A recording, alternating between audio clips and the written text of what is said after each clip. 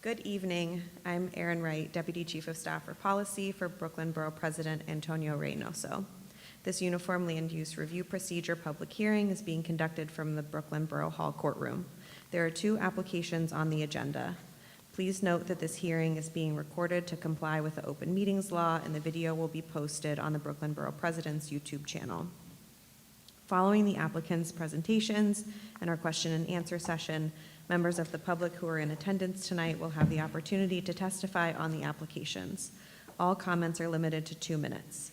Members of the public may also submit comments to testimony at brooklynbp.nyc.gov for the Borough President's consideration until Friday, April 19th, 2024. Please call the first item. Good evening. My name is Britt Bird, Senior Planner for Brooklyn Borough President Antonio Reynoso. Calendar item number 1 is 712 Myrtle Avenue, a private application seeking a zoning map amendment from M12 to R7D C24 and a zoning text amendment to facilitate the development of a new 9-story, 41-unit mixed-use building, including 12 units of inclusionary housing at 712 Myrtle Avenue in the Bedford-Stuyvesant neighborhood of Community District 3. Community Board 3 voted to recommend approval of this item on April 1st, 2024, with the conditions that the applicant, 1, provide current residents with the right of first refusal for new units, 2, that the Community Board participate in the selection of the Affordable Housing Administrator, and 3, the applicant use mandatory inclusionary housing option 1. Please state your name and present this application. Good evening, Richard Lobel of Sheldon Lobel PC for the applicant. Thank you. So I'm here today with Kevin Williams of GZA, and we're here to present for the 712 Myrtle Avenue rezoning. As was already noted, this was approved overwhelmingly by Brooklyn Community Board 3 by a vote of 26-2. We hope that the Borough President's Office will join in supporting this worthwhile application. So the application is for rezoning of an existing M12 district, specifically 4 lots and a portion of a 5th lot, on Myrtle Avenue in Bedford-Stuyvesant from an existing M12 to an R7D C24. As we'll go over in the area map later, this is a rezoning which reflects both area-wide rezonings which were effectuated by the Brooklyn Office of the Department of City Planning, as well as local rezonings which have been effectuated privately since that time. So the applicant here would be rezoning these lots, which would result on 4 of these lots, with a new 9-story, roughly 49,800 square foot mixed-use building with roughly 41 dwelling units, including 12 permanently affordable. In addition, as is the case with all such rezonings, there would be a text amendment to allow for mandatory inclusionary housing. The applicant is currently proposing to map option 1 and 2 within the affected area. With regards to the numbers behind the development, this would result in a 9-story building, which would, again, produce floor area of roughly 49,000 square feet or 5.57 FAR. There would be a base height of 95 feet, total height of 110 feet, with a setback at the 8th floor. There would be 21 bike parking spaces, 41 total units, and 12 affordable units. The zoning map, as you can see before you, currently has R7D C24 existing within 1 block of the property. So the 2012 area-wide rezoning, the Bed-Stuy North rezoning, produced an R7D district on 5 blocks to the east of this property along Myrtle Avenue, clearly setting the tone in terms of the appropriateness of R7D development for this area. Since that time, if we forward to the, past the tax map and forward to the area map, across from the property there are 2 blocks of R7D between Nostrand and Woolworth Avenues, and those were rezoned in the 723 to 733 Myrtle Avenue rezoning in 2018, in addition to which the 703 Myrtle Avenue rezoning approved just last year rezoned these portions to the north, directly north of this property, from an existing M11 to R7D C24. So the R7D C24 is well utilized on this subject stretch on Myrtle Avenue, and indeed there are good reasons for that. As you can see from the area map, Myrtle Avenue, a wide thoroughfare in this area, one of the central business corridors in the area, in addition to which the R7D, when paired with the C24, results in mandatory non-residential ground floor uses, something which has been appreciated by the Brooklyn Borough President's Office on these prior rezonings. It is one of the rare combinations of zoning districts in the city, which results in an as-of-right context, which produces these commercial uses on the ground floor. So if you want to encourage commercial activity and activate a streetscape, the R70C24 is a great choice of zoning district. So not only do you have this existing context, the width of the street here, but you also have excellent transportation options in the area, including a subway within several blocks to the east of the site on Mercy and Myrtle Avenues, as well as bus transportation available along Myrtle Avenue itself. This is the zoning change map. You can see again across from the property. This is actually a zoning change map which did not include the R70C24 immediately across from this property. So there's actually even more of this zoning district immediately across from the properties R70C24, and of course after the rezoning would result in the R70C24 along the southern portion of this intersection or block frontage. We include photographs of the subject area. Again, the typical building typology, 3-story, mixed use. There are residential uses along this stretch right now, which really kind of point to the appropriateness of a residential mixed-use building here. The properties themselves are relatively underutilized. It presents a really strong opportunity to produce some nice residential units, inclusive, of course, of affordable units. We include illustrative plans and materials and a building massing as well. So really what you have here is a zoning district which has been approved for 3 blocks in the past several years, both by Community Board 3 as well as the Brooklyn Borough President's Office, and of course eventually confirmed by City Planning and the Council. Having been involved in this area in terms of rezoning actions over the last 15 or more years, it's really endearing to see that the Community Board really supports this use and to have this type of operation here, particularly because it is allowing for additional residential development and additional ground floor commercial use to enliven the area and to allow for an influx of business and residents. And with that, the applicant is happy to answer any questions. Thank you. Does the applicant have any tenants in mind for the ground floor retail space? So I know that this was raised at the community board. The applicant does not have anyone in particular. We would think that we would like to bring in some local retailer, the applicant would, perhaps in the nature of a restaurant or food store. But I think probably what we would do is we would be happy to engage with the community board further and try to cater the commercial users here to satisfy some of the immediate needs of the community. So again, nothing definitive right now, but happy to engage in that process. Does the applicant plan to respond to the community board's request that current residents be given the right of first refusal for new units? So I think this is a little bit trickier.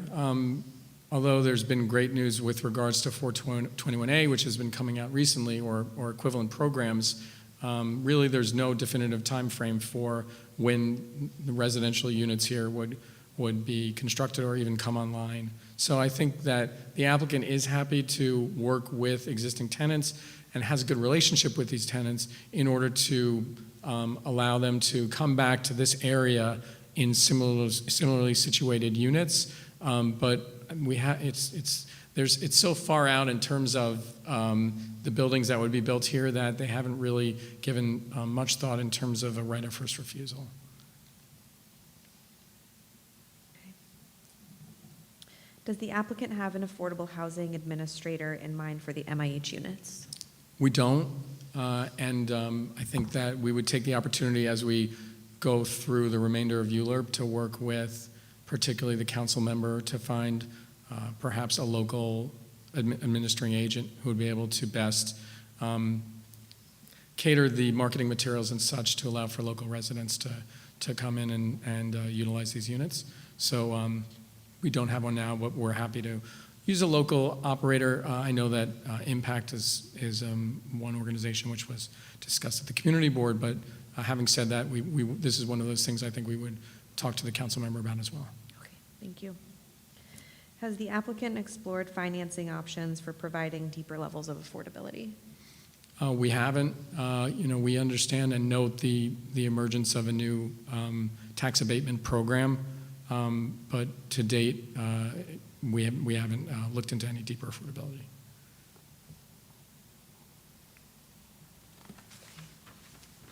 Have the neighboring property owners and tenants been informed of this application? They have. The neighbors have been notified. We also have. There's a rather large 3-story community facility on the corner, which we've spoken to that owner who's expressed his property is only maybe half included in the rezoning, but he's expressed his support for this as well. So we have talked to neighboring properties. Okay. Last question. Are any sustainability features planned for the site? Yeah, Kevin, is this something? I would introduce Kevin Williams, who can discuss sustainability.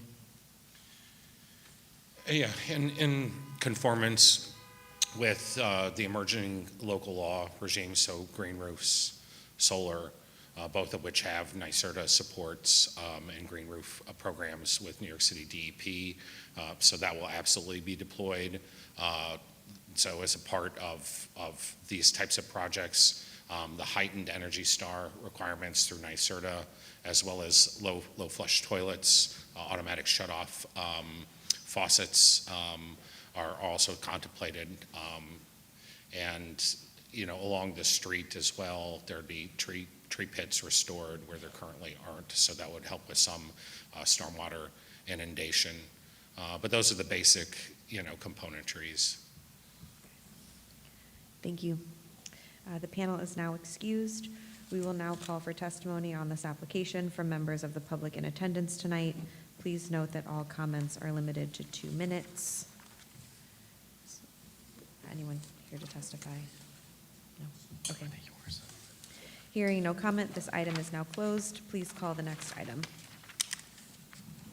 Calendar item number 2, 150 Mill Street, a private application for a zoning map amendment from M11 to M15 to facilitate the development of a new 64,345 square foot, 10-story mixed-use building, including 7,779 square feet of retail space, 14,832 square feet of ambulatory diagnostic use, and 41,734 square feet of office use at 150 Mill Street in the Red Hook neighborhood of Community District 6. Please state your name and present this application. Hi, Richard Lobel of Sheldon Lobel PC on behalf of the applicant. Thank you. So I'm here today to discuss the 150 Mill Street rezoning. Do you need it pulled up? Is that me? Sorry, Joe, I didn't realize. As the presentation is brought up, 150 mil. 150 mil is the presentation. I would introduce Willie Pilku, who is the applicant for the application, as well as Nick Liberis, the project architect, and again, Kevin Williams from GZA. So the 150 Mill Street rezoning, which again was, I think, unanimously approved by Brooklyn Community Board 6, would propose a rezoning from an existing M11 district to an M15 district.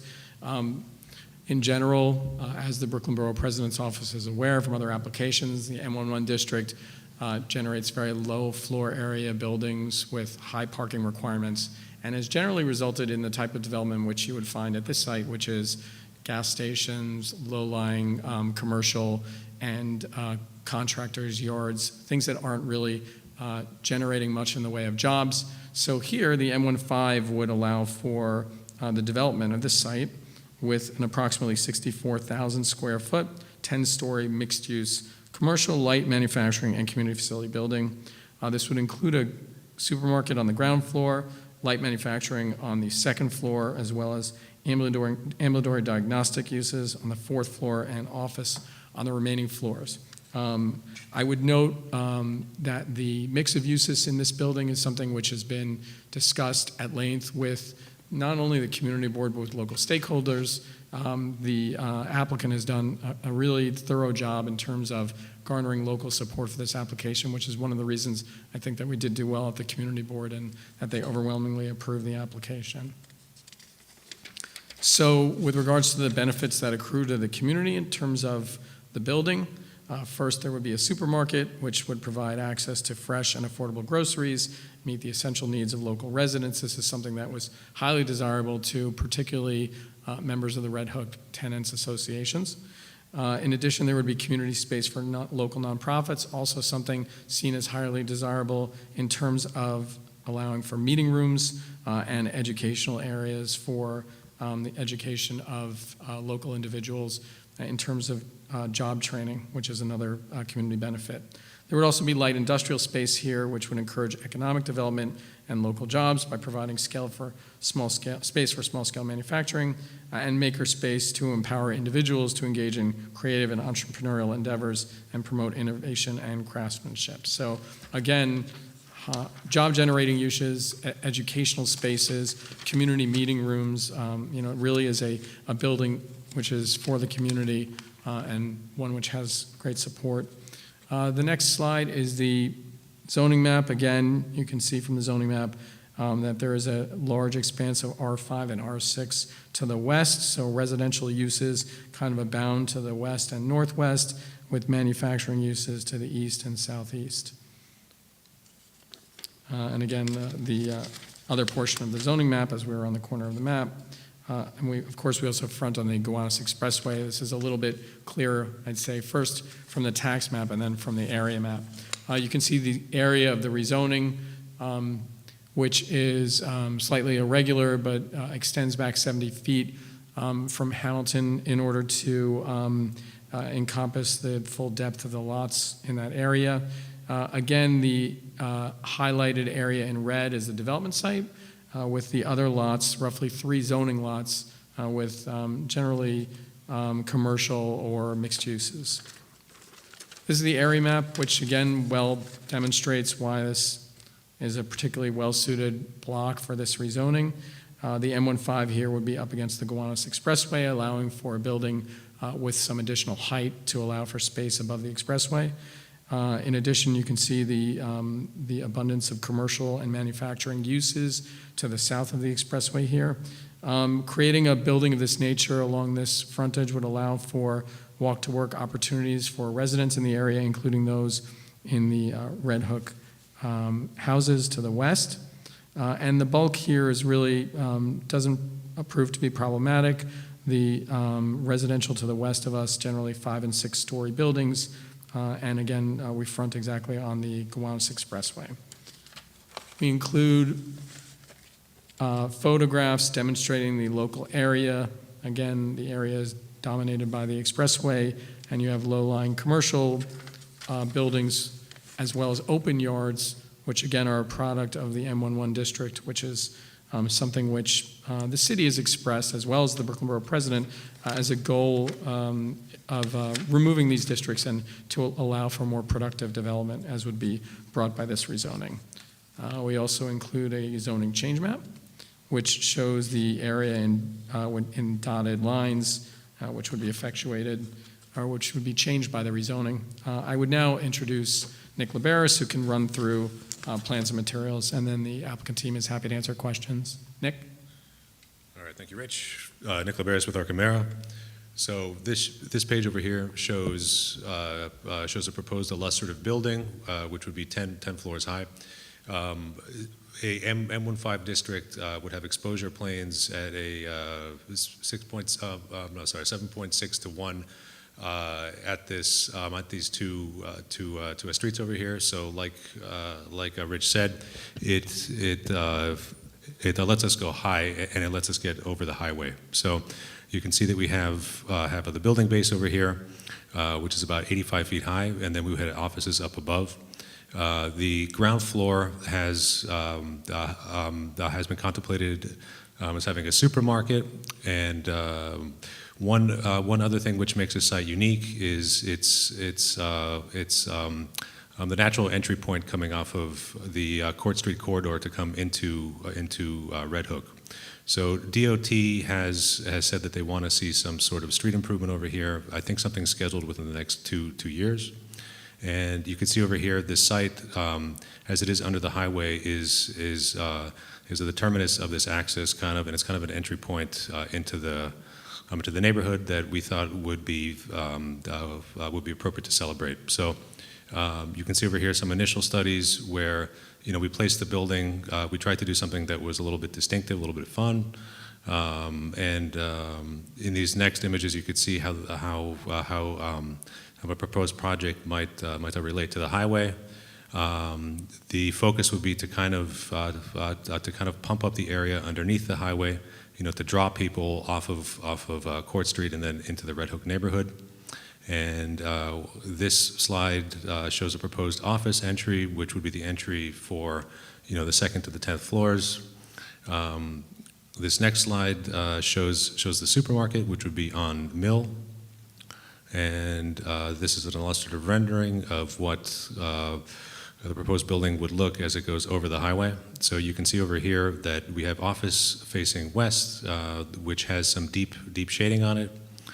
And this is the proposed first floor over here. You'd be coming in to the supermarket off of Hamilton, and there's also an exit going onto Mill Street over there. We have some loading facilities coming off of Mill Street over there, and to the right you can see the entry to the offices. The second floor has been contemplated as light manufacturing space. We've been working with the South Brooklyn group to program this space. And at the top right, you could see that there has been some space which we've deeded over to two local community groups. So there will be a CBA so that these groups could occupy these spaces in perpetuity. This is a typical office floor within the base. You can see that to the bottom we have balconies. So the balconies face south. So they are outdoor space for the offices, but they're also shading devices for the offices. So you can see the building goes up. This is the first story after the setback. You can see that we set back here. And then the building tapers as it reaches its full height. So the idea is that something like this would have to deal with the presence of the highway. You would have to also have this street engagement. And one other thing is this site is very high up above the floodplain. So this is a unique site within the area that escaped any kind of water during Sandy. And we think it's a very good spot to build an enduring program that will serve the neighborhood. And I'm going to pass it back to Rich. Thank you. I think with that, we're happy to answer questions. Okay, thank you. Has the applicant made any effort to find industrial tenants for the proposed development? So I know that the applicant has. There's been conversations with, for example, a local ice cream manufacturer, and they've also talked to some local brokers in terms of comparables in the area, so they intend to be able to market to a larger audience. Of course, right now we're in the beginning stages, having not even finished ULURP yet, but there have at least been some conversations with potential light industrial users. Okay. How does this application align with the policy and land use goals of industrial business zones? And has the applicant engaged with the industrial business service provider for the Southwest Brooklyn IBZ? So we have, and we've exchanged, we've both taken meetings with them, and the IDC has also sat in on, for example, the land use meeting for Brooklyn Community Board 6. We've also exchanged communications in terms of the type of users that would come into the space. So I think it well aligns with those goals, particularly not merely in responding to the opportunity to have makerspace and light manufacturing, but also importantly to local residents to allow for training space so that education can take place and local residents can, be well-suited for jobs which may arise. So in both those aspects of it, I think that we're really aligned with the published goals of the IBZ. What specific commitments has the applicant made with regard to potential healthcare and grocery store tenants? So we do have 2 executed LOIs, letters of intent. One of them for the medical space, ambulatory diagnostic with Parcare Community Health Network, and with MetFresh for operation of the food store.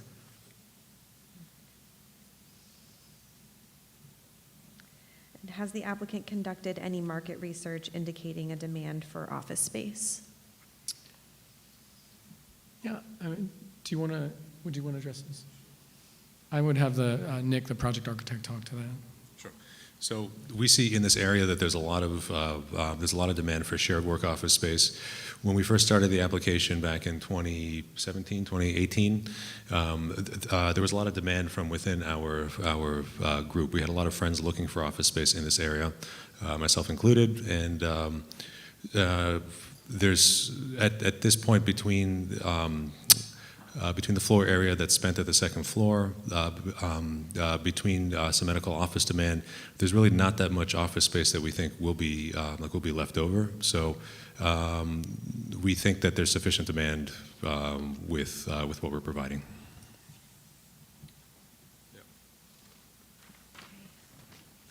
And have the neighboring property owners and businesses been notified of this application? They have. We've spoken to them on several occasions.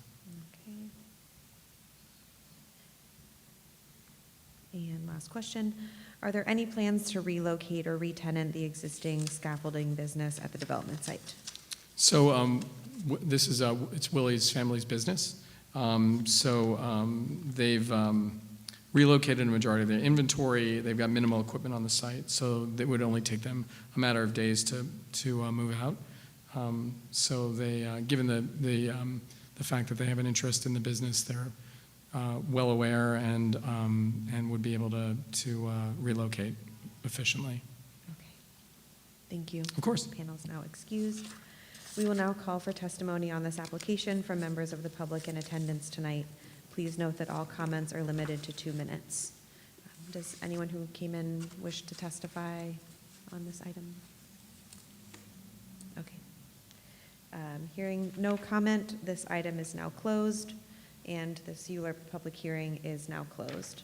The Borough President will review these applications and submit his recommendations to the City Planning Commission, which will hold its hearing on these items at a later date.